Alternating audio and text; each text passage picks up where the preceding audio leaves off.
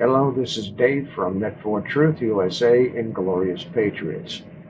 It is October 3rd, 2021, and the time now is 21:30 hours Eastern Time here in beautiful southern North Carolina. As my subscribers, and possibly a lot of people who are not subscribers and just listen to this channel, probably know that Stoney Stone lost his nephew in a hit-and-run motorcycle accident last week. And as I talked to him during the unfolding of this drama, I found out that he passed away. And the next day when we talked, Stoney said to me he's on life support. And the previous day told him he was dead, so I thought that he somehow got revived. And I said, thank you, Jesus, that he's still alive. Only to find out that he's dead, but they're keeping his body alive because he's an organ donor. I can't imagine what Stoney's going through, and he hasn't been on the Monday night roundtables for a couple of weeks because of this, and all the other things that are going on. But the guy who was killed, Stoney Stone's nephew, was a very beloved member of the community there. He was a biker, but a good person, a real good person. And he was beloved by everybody. And they're going to miss him. The person who was the passenger in the vehicle that hit the motorcycle was a female who walked up to the other female on the bike, well, who was on the bike and now was laying in the street, put her hand on her shoulder and said, "I'm sorry," and walked away, left her for dead. The driver of the vehicle fled on foot, leaving the vehicle there. I guess the vehicle was so badly damaged that he couldn't drive it. Eventually they got caught. And how could they not get caught? They left their car there.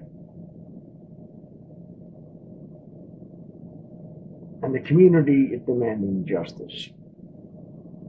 The news media in Stoney's town, Rockford, Illinois, were reluctant to cover the story until they found out who Stoney Stone was. And they covered the story, which I have clips following me here. And now his family is stuck with the grief and the loss and the expense of a funeral. And Stoney Stone's been through his share of funerals since I know him.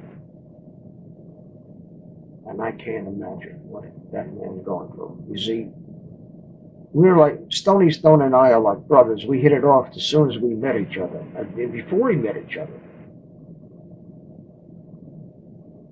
Stoney is like my brother. I would do anything for that man. And I'm sure if the tables were turned, he would do anything for me as well.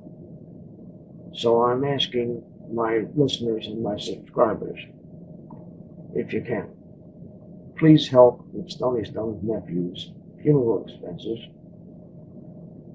and say a prayer for Stoney Stone and his family that they would quickly recover from this. I don't know how to recover for something like this, and for justice in this case. Because anyone who could leave somebody for dead after they caused an accident like this should be behind bars for a long, long time.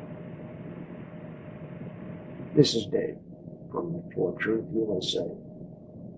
Thank you. Watch this. And then around 2 o'clock Sunday morning, Rockford police say there was a two-vehicle crash at Montague and Rose Avenues. Investigators say the driver of a car and a motorcyclist collided. The driver of the car ran off from the scene, leaving the car at the scene.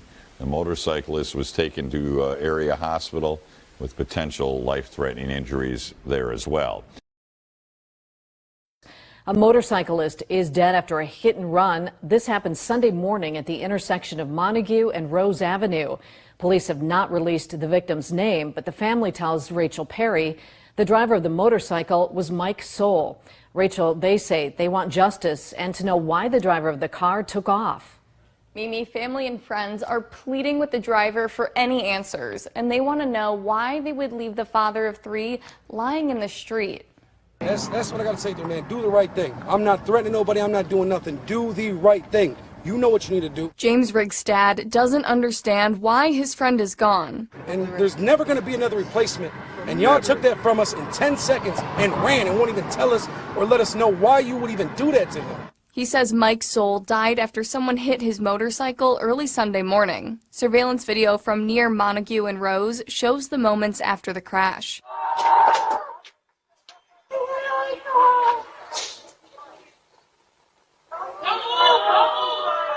Friends and family say Mike died doing the thing he loved most. What did riding mean to Mike? Everything.